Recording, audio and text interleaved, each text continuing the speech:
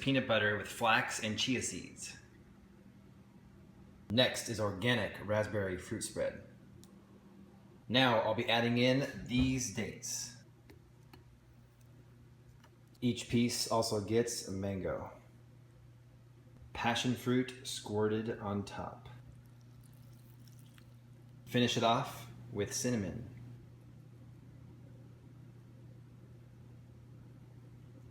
Breakfast is served.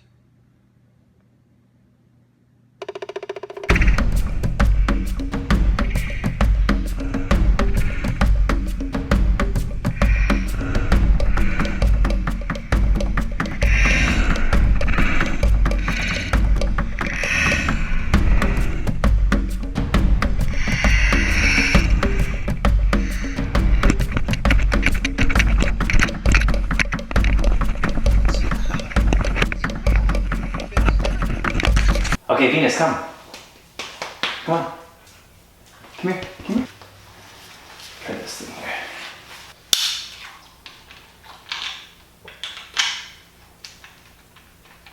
Let's practice, come on, come here, over here. Now this way. Now this way. Come on, this way. Now sit. Shake. Thank you. Good job. Let's go practice outside.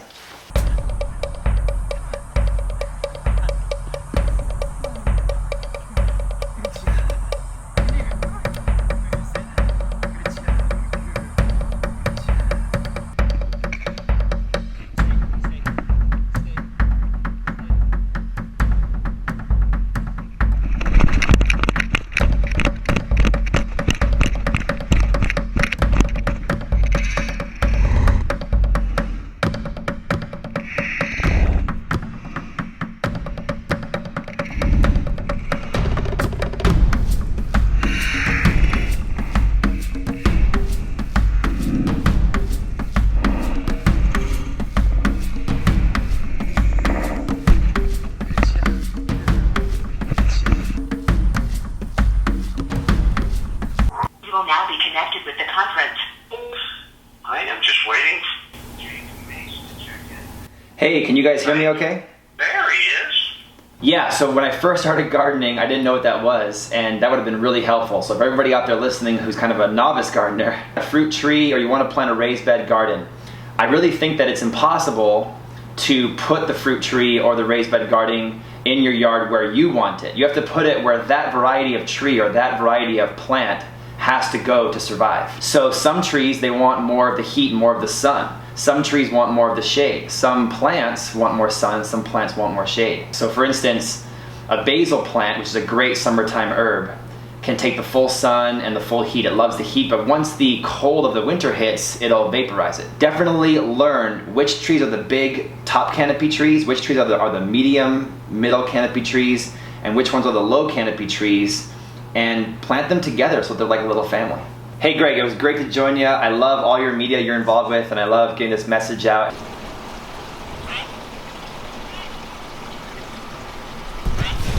You know, everybody's always asked me for a tour of my backyard and front yard garden, so there's a little taste of the papayas I'm growing here in the backyard. You know guys, I was out riding the bike today, and I had a few thoughts that I wanted to share with you right now. And one was that the mind is more powerful than the body. But the body controls the mind. It's really important to understand this fact. The mind is more powerful than the body, but the body controls the mind. You know what first taught me about this? Was sparring in the martial arts. I've been sparring other people since I was a young kid. And I first got kicked right in the face, didn't like it that much. But I learned really quick how that felt. And now as an adult, I know what it feels like to spar another human being. And I've sparred a lot of different kind of human beings. And here's the thing. I've sparred human beings who are really smart, and I've sparred human beings who are really strong. Smarter than me and stronger than me. But just because they were smarter than me and stronger than me doesn't mean that they were better than me at sparring. And so very quickly, the strong people who are beastly strong, they figure out that technique and that endurance plays a big role in sparring. And very quickly, most of the strong people, most of them, get tired out, and they realize really quick that all their muscles are actually working against them in a sparring situation. Now, the smarty pantses, the intelligent people, the people who are smarter than me, they usually love the technique side of things, but they realize really quick that all their intelligence and all their brain power is nothing compared to somebody who's got caveman style beast diesel strength. Okay, and so life is all about yin and yang, the mind and the body.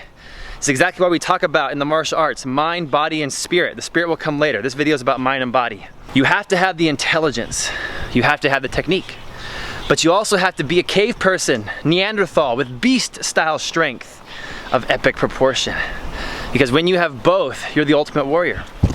It's very important to be a scholar of the martial arts, but to also have the physique and the fitness, the athleticism, the strength, endurance, flexibility, all that physical stuff to back it up. It's incredible to me when I see somebody who's very intelligent, like an engineer or a scientist or a doctor, when they get kicked in the stomach or the face for the first time. It shocks them. It shocks the hell out of them. And they learn really quick how that feels. And it's amazing to see all their PhDs and all their medical degrees and all their bachelor's and master's degrees go right out the window, and they become dogs again. They realize, oh my God, I'm an animal. I just got kicked in the stomach. I just got kicked in the head. All of my degrees are doing nothing for me right now. And the strong person with all their muscles, when they get tired, or when the technique-based martial artist can outsmart the strong person and put them on their back or on their butt, it's very, very hilarious and very humbling to see that big person on their back, totally bested in sparring, looking up with a smile on their face, and the expression is like, damn, I can't believe you took me down. So listen to me really quick.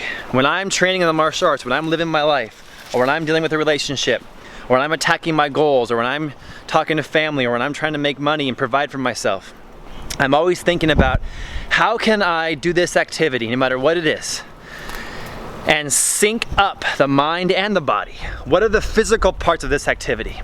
What are the mental parts of this activity? And how do I get the best of both worlds? How do I become a scholar warrior? You know, have the intelligence with the brawn. Think about that, and then think about what are you deficient in? Are you not as smart as you should be? Are you not as strong as you should be? Which area are you excelling at? Let that area be great. Which area are you not excelling at? Strengthen that area, make it better. I'm always trying to think about Master Chen Men-ching, who is a Tai Chi master in Taiwan, who is the master of the 5 excellences. He was the one who said you should be the master of 5 excellences, and his were like Chinese medicine, calligraphy, sword play, Tai Chi, etc., etc. What are your 5 excellences? What are the 5 skills that you are trying to master in your life, and are you conditioning at the same time? Are you doing your horse stance? Are you doing a couple hundred push-ups a day? Are you riding your bike instead of taking the car? Are you walking? Are you running? Are you hitting the gym? Are you doing things that make you an animal again? If you do all these things, guys, you guys will be the scholar warrior of the new generation. So to close this rambling out, I want to say it's very important to turn off my YouTube videos and stop watching them. You have to remember what it's like to be an animal. And if you're sitting there on your smartphone all day long, texting, Snapchatting, Instagramming, watching my YouTube videos, you are not being a real animal. You know, dogs and bears don't do that. They sit and they watch the sun. They watch the shadows that trees create. They go hunting and foraging for food and water. They look forward to social opportunities with other animals because they're not as overpopulated as humans are. So turn the YouTube videos off. Stop opening up apps on your smartphone. Put that crap down. Get out into the world. Feel the air on your face. See the sun rise. See the sun set. Watch the clouds change in the sky.